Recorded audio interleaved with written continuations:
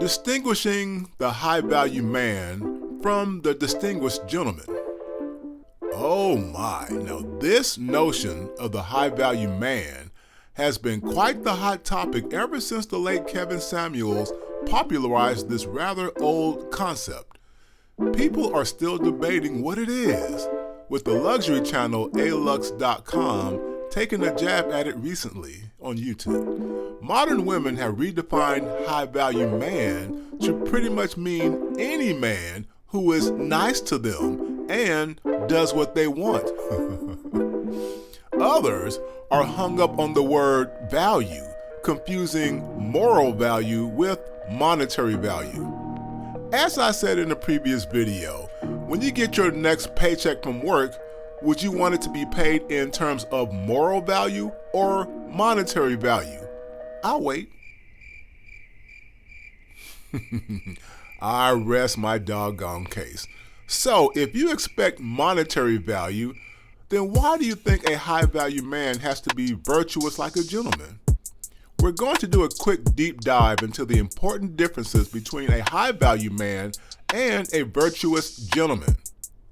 Don't forget to like, share, and subscribe so we can keep this new channel growing. The Netflix series Empress actually shows good examples of high or very high value men, what we now call high net worth men, and distinguished gentlemen. So I advise you to watch if you can, and if you haven't already. I'll be doing a separate video about that series as I think it has many important lessons for courtship, dating, and marriage. A gentleman is really what modern women have in mind when they keep trying to redefine the high-value man. A gentleman opens doors, protects her from threats, picks her up on dates he planned, etc. Can such a man also be high value? Yes, of course. As I said before, not all gentlemen are high-value men, and not all high-value men are gentlemen. Also, let's not forget the high net worth man, who is usually a multi-millionaire and beyond. The monetary worth of a man is separate from his moral worth, and we must not confuse the two. Many of the high net worth men who run this world system are actually pretty dark, dangerous people. They are not gentlemen at all.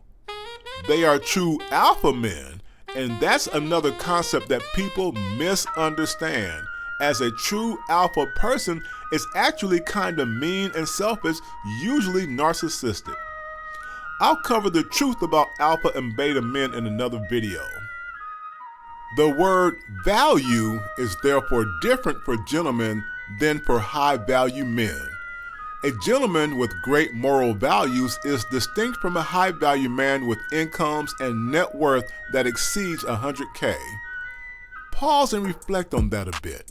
Especially you modern women who use emotional intelligence to process concrete facts in rather peculiar ways. A gentleman who makes, say, $200,000 a year is more beneficial to society than a narcissistic alpha man who makes the same. But regardless how you personally feel about them, they are both high-value men. Let's take a look at an insurance product called Key Man Insurance to get a better idea of how the world values men who make a lot of money, who are in the top 5 to 10% of earners. Key Man Insurance. Besides the concept of a high net worth man, there is an insurance product, as I just mentioned, called Key Man Insurance. Those who work with high-end insurance products know what this is. Understanding what this is should help give clarity on how high-value men and high net worth men are measured. From Investopedia.com comes this definition, quote, "Key person insurance is a life insurance policy that a company purchases on the life of an owner, a top executive, or another individual considered critical," that's the word, critical, "to the business.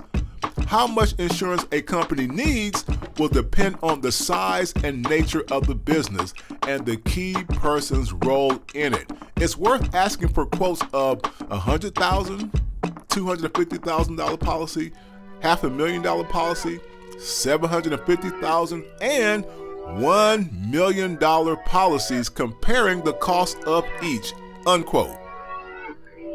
Once again, do you see any mention of the moral value of a man in any of this as it relates to his value to his, say, girlfriend or wife?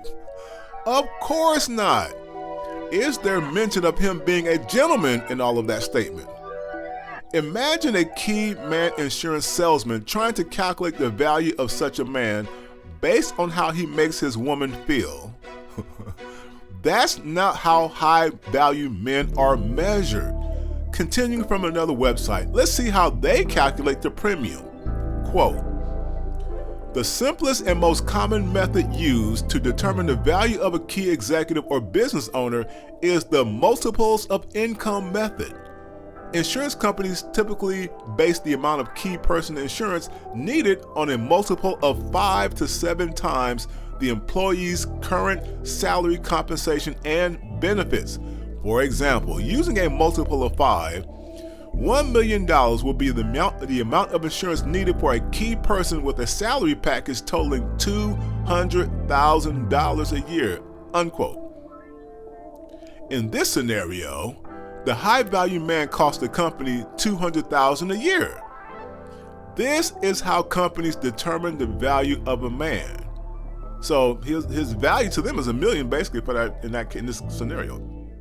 But just an FYI, depending on the industry, the company profits several times over from what they pay you, sometimes 4 or more times your income package. For instance, for this $200,000 man, assuming he were in IT, let's say, the total value of this cost flowing to the company is at least 4 times that, or $800,000. Now, I personally know this number because I'm an IT executive level consultant, and I've seen that number tossed around in the past.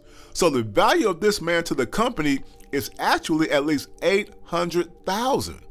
But it's hard to quantify that for insurance purposes, especially since they can replace him if he dies. Therefore, the use of 5 times in the quote earlier, that's why they use 5 times.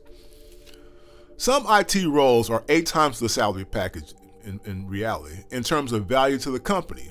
This is how you value people from a company standpoint. This is where high value man came about decades ago. Key man insurance and high net worth individuals in private client banking are derived from the same high value concept. So stop the nonsense where people, especially some of you modern women out there, keep confusing moral values with monetary value. This world is run on money, not morals, unfortunately. So a high value man means a high monetary value man whose value benefits others financially. A high moral value man, on the other hand, is what we call a gentleman. Men who make over $100K a year are in the top 10% of earners, and thus they are high value despite your feelings for them one way or another. The high value man concept is a distinctly concrete technical attribute, not based on personal feelings of a man's morality. It's always nice that a high value man is a gentleman, and that does go a long way in terms of business success and relationships. In conclusion, society desires gentlemen who make 6 figures versus a selfish alpha man who makes the same. But they are both still high value men. Just like high net worth billionaires are still high net worth regardless if you like them or not. Let's use the word gentleman for men of any income level who exhibit high morality value to society. Don't forget to like, share, and subscribe so we can keep this new channel growing. Until society understands the difference between a high-value man and a gentleman, the confusion and debate will continue. Welcome to the Brother Apocalypse.